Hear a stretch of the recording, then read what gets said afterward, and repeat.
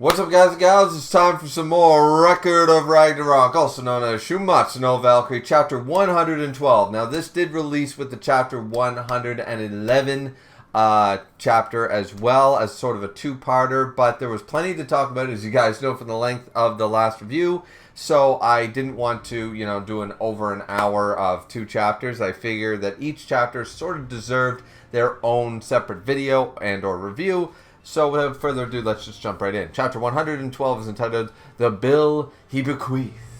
Now, as we know from the end of the last chapter, I posed you guys a question. And I said, who is correct? Or who do you agree with? Or do you agree like I do, though I am more so on Golnir's side? Always got to represent my guy Tom Bombadil. But Tom Bombadil, it's not perfect either. It's a very gray matter. I'm very much on the fence. I'm on the fence, treating this like a gray argument and leaning towards Golnir's side. This chapter is going to double down on this argument, right? Because after Golnir actually did escape, he did do a jailbreak. He just didn't let his disciples help him, sort of idea. So he probably skedaddled in his own way or made markings so that they wouldn't realize. Or once again, the hidden Village of the Leaf sort of idea thing that went on. The primordial gods here still did as previously decided, even with Golnir escaping and yada yada yada. And they spun their new false history. Not only did they teach, for millennia, like, here's the history, here's the truth, blah, blah, blah, blah, blah, and they all took the truth to their grave. No. Just in case anybody, word of mouth, happened to be around, the child or the nephew or something of a primordial god, they said, no. We're going to use our final primordial god powers.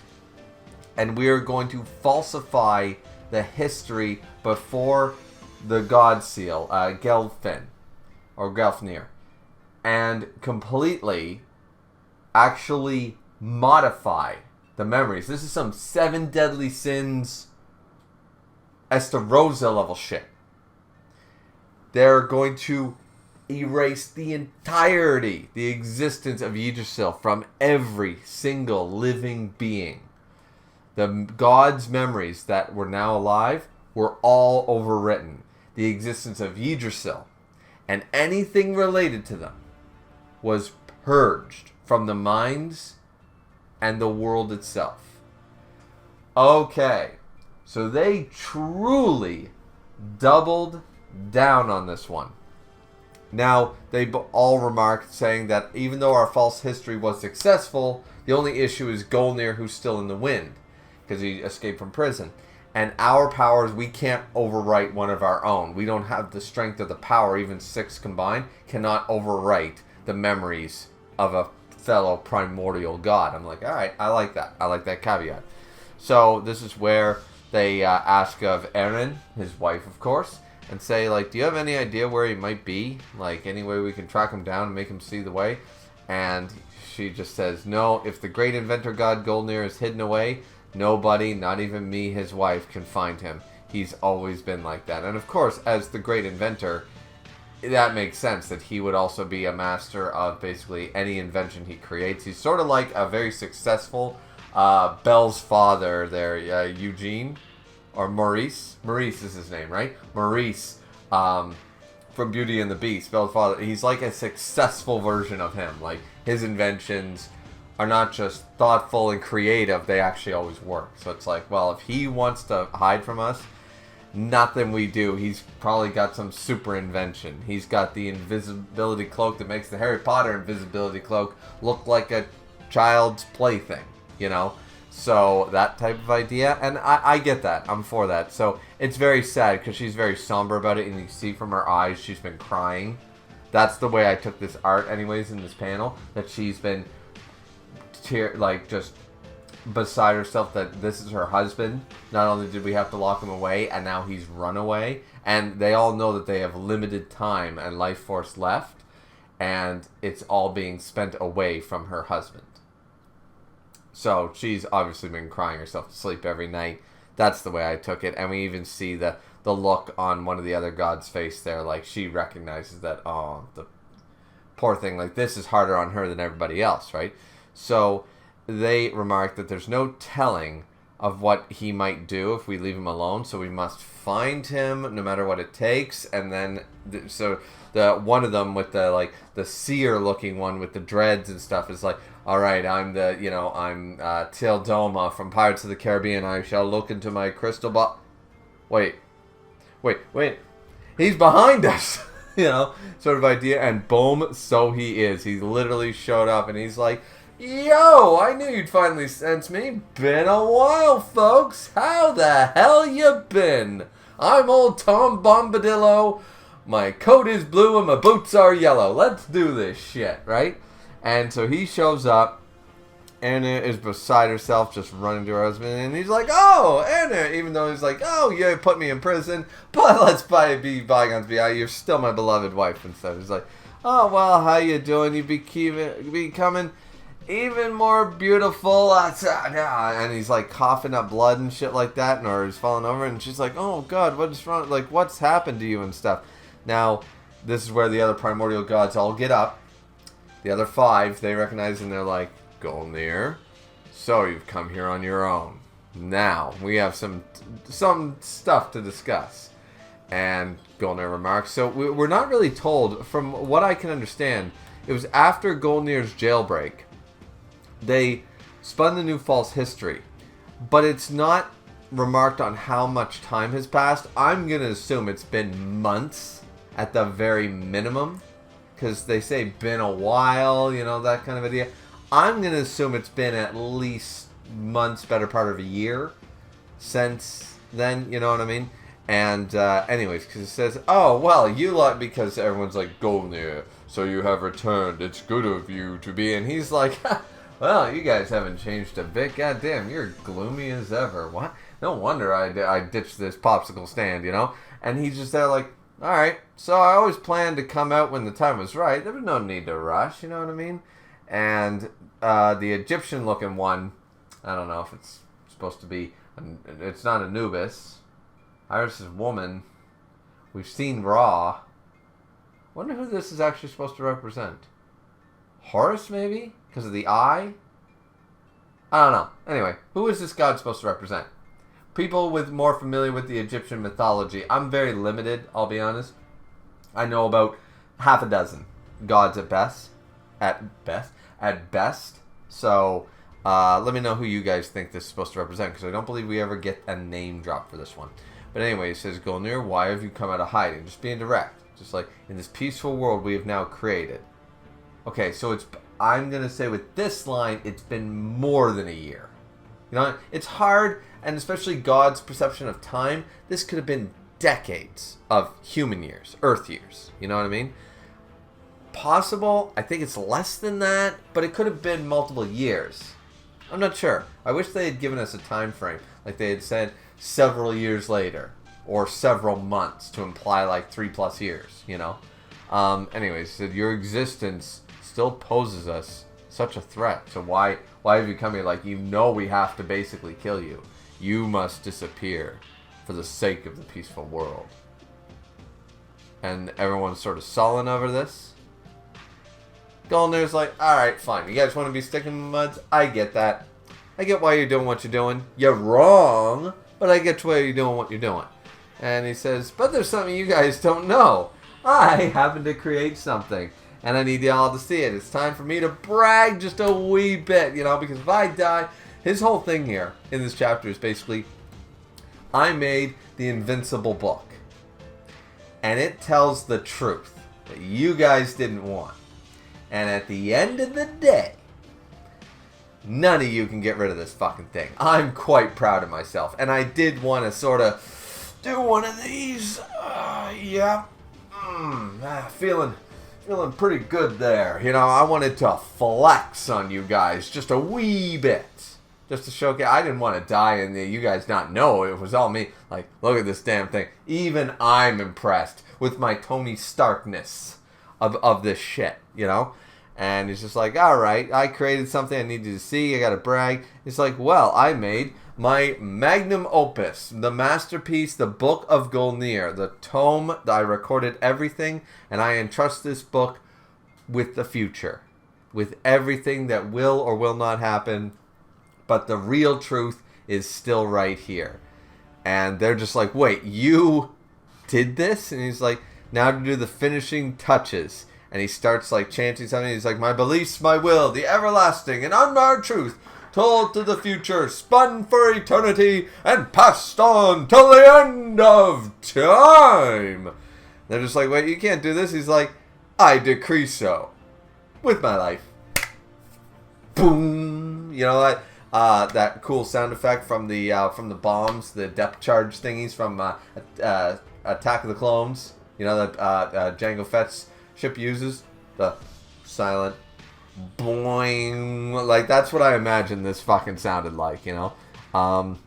So he actually sacrificed himself so nobody has to kill him or silence him. He sacrifices the remaining life force of his godhood and his life, and he says, all right, so this shall be passed on no matter what. Now what I like to think of this is that the tome itself is quite special. You know, it's got probably magical properties, etc. But what makes it unable, this is some Darksider shit, and I love that. I love when they do the play on that shit, you know. For those of you who don't know, spoilers ahead for Darksiders, at least 1 and 2. But in that game, your characters both end up dead, but there's a law, a law that cannot be broken, just a natural law of the world, that when the 7 seals are broken, 4 horsemen shall ride, and their number shall always be 4. So even if war, death, and the characters, the horsemen die, they will die. They can die and will stay dead. But they will be revived because nobody else takes their place. It's a law of the world. So I like that play on it. It's like, okay, they can die, but no matter what, if the 7 seals are broken, they all come back to life one way or another. They have to ride. You know, I love that idea, and I've always loved that. That's just my best example of it, but it's been done before in media. I always like it. And here, Golnir is basically going, so my beliefs, my will, and the everlasting and unmarred truth, told to the future, because he remarked, because the poem, like Thor's hammer, says, told to the future and spun for eternity and passed until the end of time, I decree so with my life. Since he gave up his life, the life of our primordial God, for this reason, that no matter what, basically this tome, even if it's destroyed, must return, because the unmarked truth shall be spun for eternity, told to the future, and passed on until the end of time. Nothing can go against that, because he gave up his life to make this a law of the natural of the world. It's not a spell that has a backdoor or can be undone. He gave up his life. It's a vow. It's a blood decree. There's nothing to undo, and he gave up his very life to make it so that this tome, were it burned, were it destroyed, were it marred in any way, it will always find its way back to a bookshelf, sort of idea. That's what he actually chanted. If you actually pay attention to the words, the context in the wording. And so Golnir finally passes away in his wife's arms, which is nice. He says, this is good. I did what I had to do. And, you know, because I believe in the future and in all of our children, even, I wish he had said here, even if you all do not. I would have liked that last sort of jab, like, I believe in our children. I believe in our future generations, even if the rest of you already have deemed them as failures, you know, or something like that. I really would have liked that. I think that would have been the last step, twist, you know. I think that would have been cool. Anyways, passes on in Aaron's arms. Said, sorry for being so selfish, though, even if I think I'm right. Like, it's still selfish of me to the end. I know how to live like this, and it's kind of stupid, but she's just like, it's, you know, but the reason that I loved you so much and is because you're this way. You know, I always respected, admired, I love you. I love you because you are who you are, sort of idea.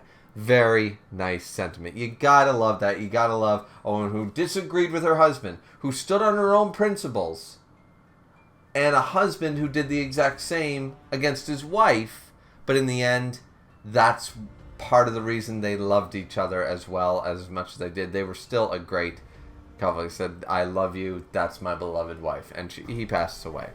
And very, very sad. Aaron is obviously distraught. So they end up, some time passes, I assume, here. So they do read the sacred text, the Book of Golnir. And it says, it's just like he said, he wrote down literally everything since the dawn of time until now. And he wrote down everything unmarred, the truth. The creation of this world, Yggdrasil's massacre, Ragnarok, the mechanism of Gelfnir, everything. And all about us as well. All of us and our friends. And at first you're thinking, wait, did he remark? And these 6, by the way, just in case you're clear, they hated, they didn't believe in you. They were this, that. He did not badmouth that. It sounds like he was going to tell the truth in that regard. So this is kind of funny because now, I'm not saying he didn't, but it almost sounds hypocritical. He didn't write his opinion on how he went against their wishes. Like, that's not relevant to the history of the world. That they decided one way, he decided another. Whether he wrote about the council or not, I think he sort of omitted that, which is funny because he's so standing on the value of truth. But I think, as he remarks, sometimes certain details are irrelevant. And at the end of the day, he wrote down that all of us and our friends, they were heroes who fought for peace. So because the relevancy of these 6 making a decision for the future and stuff isn't something that needs to be told about Yggdrasil or Gelfnir or anything like that. It's just the history they're rewriting that needs the truth unmarred and told. Not why there is 2 histories, not why there is. So I sort of see the argument there as well. It's very interesting because, once again, we're sort of left as ambiguous whether he wrote about this council who said, hey, they put false memories in you, or if they didn't. You know, we have no answers to that, but I still like the fact that in the end he wrote, even imprisoned and quote-unquote betrayed by the last 6 gods and his own wife, he just wrote that all of them were heroes who fought for peace. Like, what a guy. What a guy. And now they're all feeling like shit, you know. To him, that was the truth. Those are the words of Golnir wanted to etch in history, even at the cost of his own life. And why did Golnir bring so long to bring us this book? And Aaron says, he told us, he just wanted to brag. He wanted to show off, be like, haha, look guys, I still made this. You didn't want it, but look at me, I'm an awesome inventor, right? And he was always like that.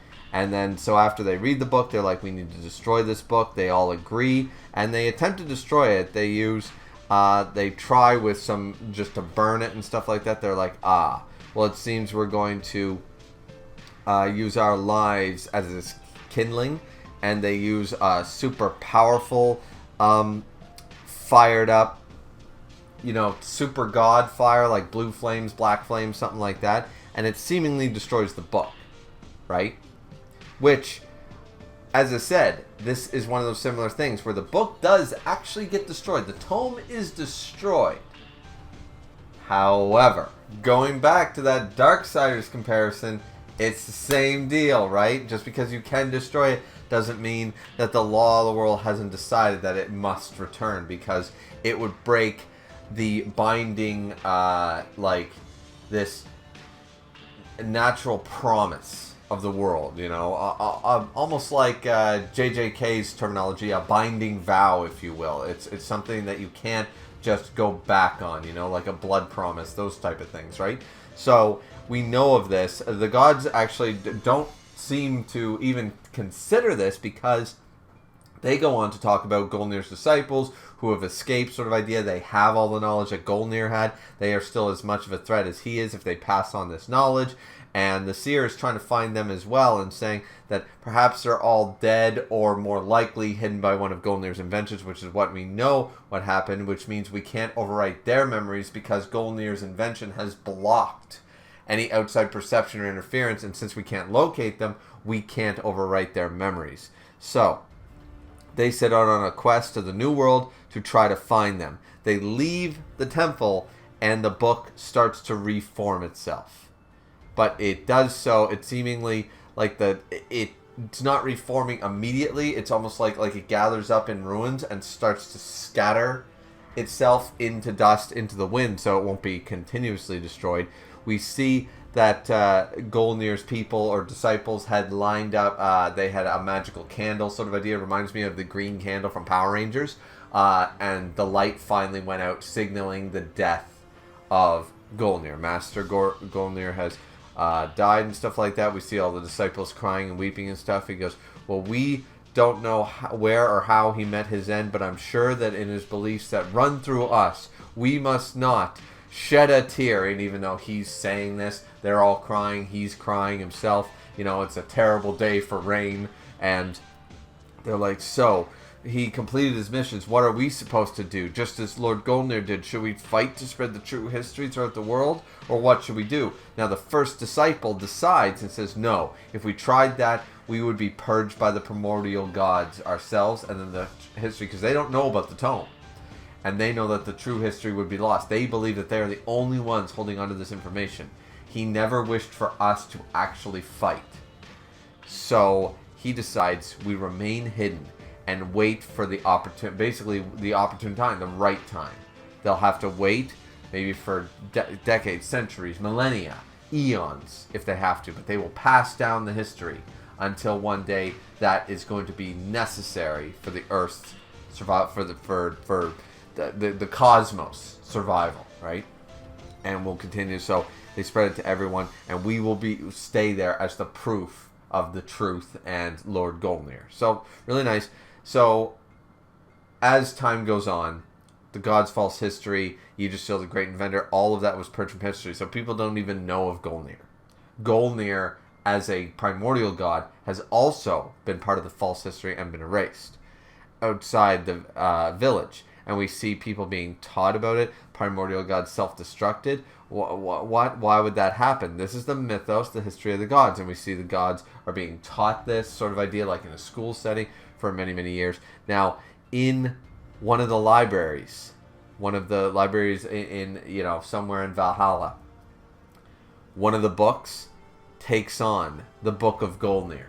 So the flames of that tome find their way to a new book, reminding me sort of a Devil Fruits from One Piece. And it's like, I'm going to reincarnate myself in another book, and you will never be able to destroy, you know what I mean? So the fruit is destroyed, it reincarnates. The book will forever reincarnate. And after eons had passed, so now eons confirmed here in this chapter, at the end of the chapter saying eons have now passed. And the curtain rose on a dreadful new tragedy. And we see that, what's his name? Not Fizz, old man, what is his name? Fizdis? Anyways, he shows up as a very, very old man at this point. First disciple, all that stuff. And, but he is greeted by a young little god, Feldis. Sorry, it said right here in the dialogue. I couldn't remember the name, and then I had Yu-Gi-Oh! Falsebound Kingdom on the brain, yada, yada, yada. Not Fizdis. Feldis. Feldis here has now aged after eons. Of course, he's still the leader of the village, but obviously there's a new generation. There's been probably multiple new generations at this point. He brings him some booze, sort of idea, and it's like, well, you're supposed to quit drinking for your health. He's like, yeah, but, I'm on my last leg at this point, so it is what it is. We have a little god here named Velk. Now, Velk in the future will later be the nameless god who became Odin. So, final page. He says, I brought you the booze, so you will now tell me the story of Lord Golnir, the great inventor god again. And, of course, Feldus, of course, wants to talk about this, even eons later. It's like, sure, you know, like, seriously, I get you love that story and stuff, but, I mean, I can tell you it, and Velk is so interested. He's mystified. He's a young, bright boy who's like, he created the strongest forbidden technique, and he saved the world, saved the gods, and saved everything. He's the coolest old man ever.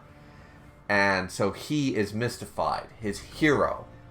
You know, some people grow up with Superman, Spider-Man, whatever.